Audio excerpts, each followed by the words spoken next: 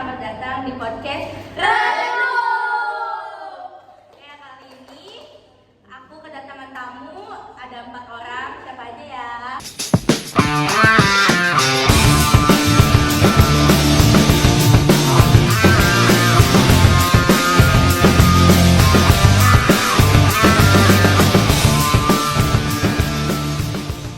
Di sini kita akan membahas tentang perencanaan pembangunan daerah yang akan ditanyakan oleh dari Kak Muti dan Kak Aliza dan akan dijawab oleh Kak Vasco dan Kak Anin.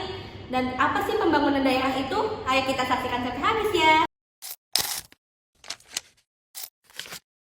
Halo, aku Muti dan aku akan menanyakan kepada Kak Anin dan Kak Vasco. Menurut Kak Anin, apa sih perencanaan pembangunan daerah?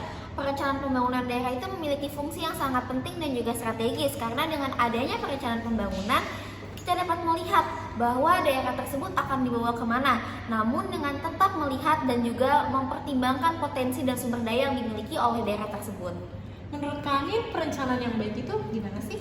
Perencanaan daerah yang baik itu adalah dengan kita melihat data informasi yang akurat, valid, dan juga akuntabel. Jadi perencanaan pembangunan daerah itu tidak semerta-merta kita langsung membangun sebuah daerah, namun kita harus tetap mempertimbangkan informasi dari daerah tersebut. Menurut pendapat Kak Vasco, gimana sih tentang perencanaan pembangunan daerah itu? Jadi selain dari yang dijelaskan oleh Kak Anin, kita bisa mengacu pada Peraturan Menteri Dalam Negeri Nomor 54 Tahun 2010. Di situ menjelaskan bahwa perencanaan pembangunan daerah adalah suatu proses penyusunan tahapan-tahapan kegiatan yang melibatkan berbagai unsur pemangku kepentingan di dalamnya. Hal ini dibuat untuk pemanfaatan dan pengalokasian sumber daya yang ada. Kemudian perencanaan ini dibuat dalam jangka waktu tertentu juga. Nah, itu mungkin secara yuridis. Halo Kak Liza, aku akan bertanya kepada Kak Vasco dan Kak Anin. Pertama kita akan nanya ke Kak Anin dulu ya. Oke, Kak Anin, apa aja sih tahapan perencanaan pembangunan daerah?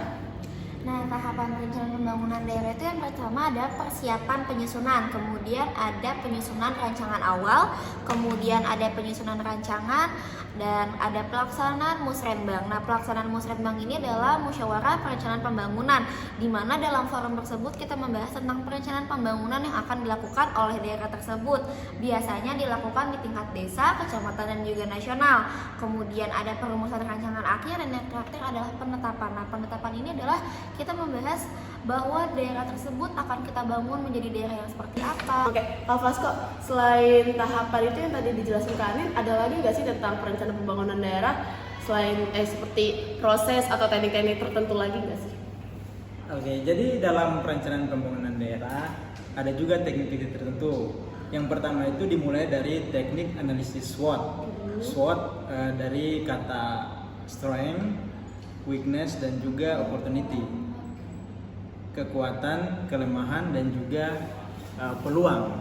Jadi dalam teknik analisa SWOT ini kita bisa mencari tahu bagaimana kekuatan daripada perencanaan pembangunan daerah itu, kemudian kelemahannya juga, dan yang terakhir itu apakah ada peluang untuk kita melakukan perencanaan pembangunan daerah itu. Kemudian teknik yang kedua adalah teknik statistik. Jadi teman-teman, kalau teknik statistik ini digunakan atau ini adalah metode untuk menghitung anggaran yang harus dikeluarkan dalam perencanaan pembangunan daerah. Kemudian yang terakhir itu ada teknik regional.